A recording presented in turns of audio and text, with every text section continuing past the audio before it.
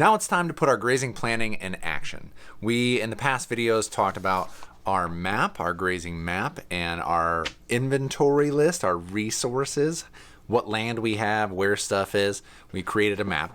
And then we wrote a grazing plan for 4 cows. So this is our 4-cow grazing plan. It applies whether we have 40 cows or 400 cows or 4 cows. It's the same, like the principles are the same, the methods are many. And then because we made a 4-cow grazing plan, and you should watch that video if you have not watched that video already, because this video will make much more sense. And then we're going to put it onto a simple grazing chart. Here's our plan on a simple grazing chart. All of these things are downloadable for free, farmmarketingsolutions.com/start-grazing. I think the URL is on here. You don't even have to give me an email address. I really just want to share this information. This is something that I believe should exist in the world, so I'm giving it out because we all need a little better grass management in our lives. Okay, quick recap. We're going to take our grazing plan. We have 1,000 pounds per animal. They're going to eat 30 pounds per day. We have 4 animals. We have 120 pounds unadjusted daily forage demand. We did not supplement with anything, so we still have 120 pounds. We have 200 pounds of dry matter equivalent per acre inch per rotation. Pounds per dry matter equivalent per acre inch. How much in 1 inch over 1 acre, 200 pounds. We're going to take 4 inches off of it, which gives us 800 pounds for our supply. Demand over supply equals acres required per day, 0.15. Residency period, days in one paddock, 3 days. That means we're moving twice a week. And then ideal paddock size, 120 pounds divided by 800 gives us 0.15 times 3 days for a residency period is 0.45 acres. So we're gonna go to half an acre and make it easy. We're gonna do 1 month at 30 days rest period, 3 days in residency, gonna give us 11 paddocks total. Our total estimated acres needed for this period of grazing in our farm, 5.5. Now, when the hooves hit the grass, and that's what we're going to do with our grazing chart today. So I'm going to show you 2 different ways to lay this out on your grazing chart. One is just the real simple, narrow view for these animals in their individual paddocks for this rotation. If you're really trying to break this out, that's one way to do it. And then I'm going to give you a more generic, or more typical whole farm scenario where you're going to lay out all your paddocks, and then we're going to start with pencil, and we're going to get a little highlighter action on for what actually happens. Very excited because I love color coding. We have our pasture map, and I want to just start them down with number 1 because that's easy. And we're going to start down here. I know that I need half an acre per residency period per move. So I have 2.5 acres here, 2.5, and I'm going to start to lay that out. I have, this is 2.5 acres, this is 1 acre, this is 2 acres, 3 acres, 3 acres, 1.52. So it's not a huge farm. I got 12 acres of potential out here in the back. Not a huge farm, but I can do some stuff with it, good for a small scale. And so we're going to use this map and these numbers, field number 1, field number 3, field number 4. You're going to see that in our chart in just a second. So what I did for the first map here is I took field number 1 and I broke these out into all their individual paddocks.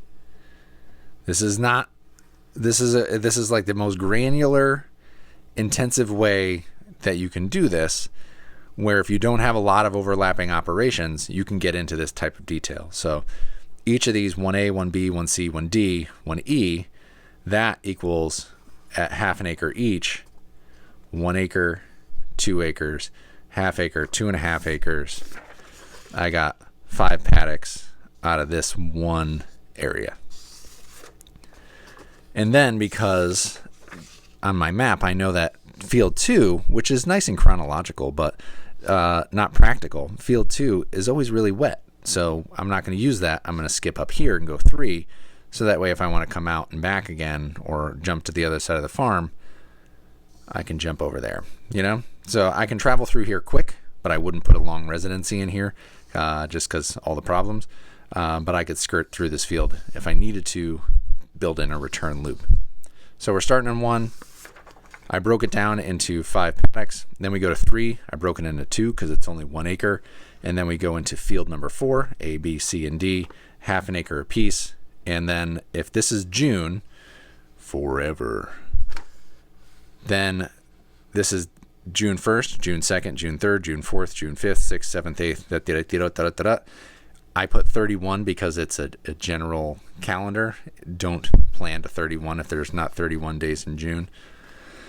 And then, because it'll change July, August, September. And then I plotted my days out. 3 days and then a move. 3 days and a move. 3 days and a move. 3 days and a move. 3 days and a move. And I know that on this day, I will always have a move of my fencing for my animals. And sometimes it's within one field, and then sometimes it's jumping into the next field. And I can use my Google Maps and all the different ways to measure out what a half an acre is in my own property, measure that space out, and plot out my rotations so that by the time they've hit that last field, I would bring them around to the front again, and it will have, so they've ended here. I might come down the road. We're going to pretend that this just goes in a circle, and that would be great. So if I run down the field, by the time I bring them back to the starting point, 30 days will have passed. My grass will be rested. It will be delicious and at the right growth phase to feed my animals. And then as I run through, all of this grass in succession has had 30 days since the last time an animal has been on it. Now, that's if you're getting super granular about your day-to-day paddocks. And I know there's some grazing specialists out there screaming at the YouTubes right now, calling me a fool. So we're going to go over to the next step up. So the next step up, we see I put all of the fields 1, 1, 2, 2, 3, 3, 4, 4, 4, 4, 4, 4, 4, 4 coincides with my numbers here, coincidentally. But I just put all my numbers out, and then I put the number of acres per field. 2.5, 1.5, 1, 2, 12, 3, 3, 1.5, 2, 1.5, 3, or 0.3. And then that is my entire farm. Now, if I had different operations, cows, chickens, sheep, whatever, I could put them in different colors on different fields at different times to see how I'm going to line up my mowing, where my different animals are going to be, where my rotations are, how much rest my grass has had. And as you print out more of these, this is a free download, Farm Marketing Solutions that Start Grazing, or you can make your own. It doesn't matter. As you print these out, you fold over the corner, fold over the edge,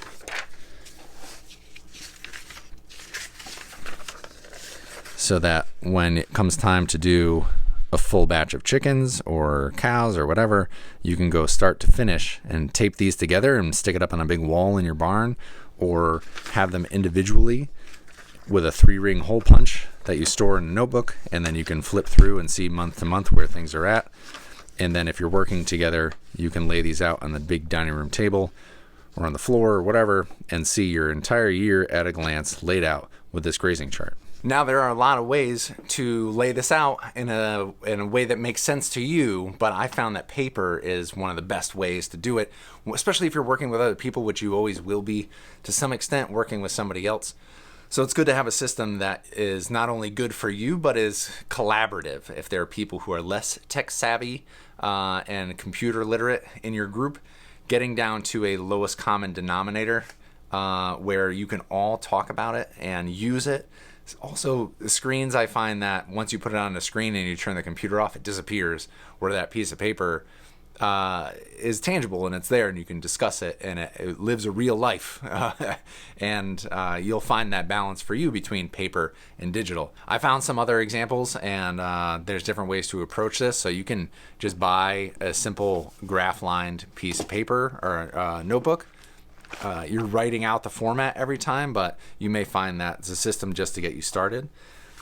You could buy one of these. I found these on Amazon, although I got this from an old, I was clearing out a closet and found these old tables, but it's just a ledger, national brand premium analysis pad. If you look for that, it's like $11, $12 on Amazon, and it gives you my layout of having the big descriptor here, and then each of these you can treat as 1 week. These are 8 blocks per column, but you can just pretend they're 7 and say 1 week, 2 week, 3 week, 4 week. That's 1 month, 2 months, 3 months. And so for $11 you get 50 sheets.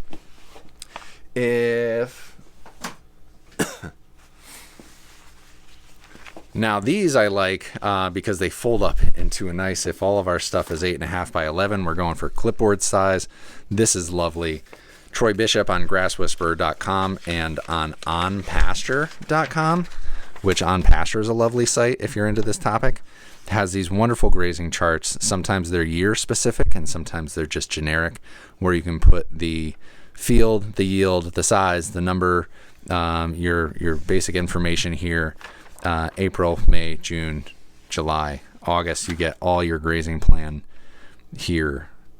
And you can replicate this in Excel. It's just an Excel file that somebody made look very nice and printable on, let me zoom out. Nah, we'll do it with the other camera. On a 24 by 36 piece of paper, my only problem with this the only problem with this thing for me is that it's hard to find someone to print large format and do a good job. And this is not always cheap. You can get it. There are places to find. We're not going to get into how hard I've tried to find a inexpensive, reliable printing solution in Western Connecticut for these charts. We'll just say there's a reason why I made the 8.5 by 11 piece of paper, because it's just easier and I can print it anytime I want. And then the end goal here, where are we all working towards? How do you know, once you've graduated from the John Siskovich simple school of thought, when you're smarter than I am? That's the burden of teachers, is that we are who our teachers grow beyond, or our students grow beyond. I want you to be smarter than I am. I want you better at this. I want you to take this and just run with it, have great success. But I want you to be supported, and when you're smarter than me or have more complicated questions, and I'm still serving a new audience who's new to agriculture, where are you going to turn? Where are you going to go? And I love that I have an answer for this. I'm a big fan of holistic management. Alan Savory. This book is just dense and big. And then there's the handbook. But then on their website, you can also purchase Grazing Planning and Charts. Grazing Planning and Control Chart, livestock, wildlife, crops, and other uses. Also, this chart, if you look at all these blocks, there's all this information. The scientists attacked this, and they made it complicated, and it is scary to me, and it's overwhelming, especially if I'm getting started in a small way that I may want to grow over time. But all of this right out of the gate just overwhelms me. And I know I could selectively cross things off or only concentrate on certain areas, and that's very acceptable too. You might want to do that.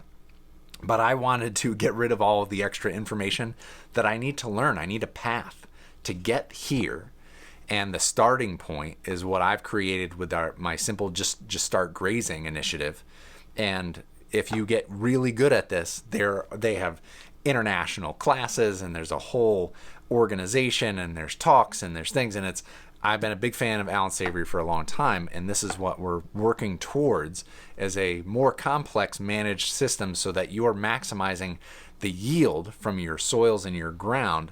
While building soils, you're feeding your animals, which are getting bigger, which they're eating the sunlight, which comes for free from the sky, and then we're feeding it to other people, and we're replicating natural systems to rebuild soils, capture carbon out of the atmosphere, then turning it into protein, which we can feed to our communities. At the end of the day, I just want you to succeed, and I want you to give rotational grazing, managed grazing, a try. And now this video is over.